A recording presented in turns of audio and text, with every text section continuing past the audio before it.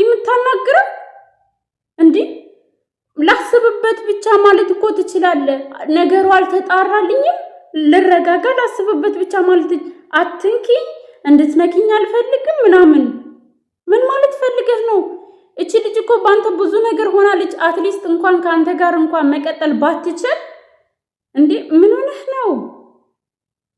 እኔ በጣም ነው የተናደድኩት። ቤተሰብ የሩታ እንባዋ ዱብ ዱብ ሲል አቤት አቤት አቤት! አሁን ሩታ አሁን እውነት አዛኛት መስይም። በዚህ ልክ ነው እንግዲህ ሩታ በጣም ማስመሰል የምትችለው። የእውነቴን ነው የምላችሁ። እኔ ሩታ ስለ ሩታ አብርሽ ያወቀ ቀን እኔ እንጃ ምን እንደሚል ማለት ነው።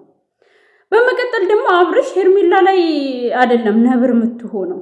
ሄርሜላ እንደውም ላንተ ስትል ከቤተሰቧ ተነጥላ ከወንድሟ ተጣልታ ላንተ ስትል ብዙ ነገር ተሰድባ በጣም በጣም በቃ እንተናልክ። የእውነት ወደ ራስ ተመልሰ እንዲህ እያወራህ ከሆነ በጣም ነው ማዝነው። እኔ ካንተ ይሄን አልጠብቅም። አትሊስት እንኳን መረጋጋት ራሱ ከፈለክ በኖርማል አነጋግረሃቸው ሁለቱንም መለያየት ትችላለህ። ሩታ ስታቅፈው ምንም አላለም። ሄርሜላ መታ ልታቅፈው ስትል እንድትነኪኝ አልፈልግም ማለት ነው። ነገ እንደምትለምናት እርግጠኛ ነኝ። ለማንኛውም አሁን በጣም ስሜታዊ ስለሆንኩ ነገ እመጣለሁ። እሺ፣ አሁን ብዙ ነገር ነው የማወራው። ሩታ ግን በጣም ማስመሰል ትችያለሽ።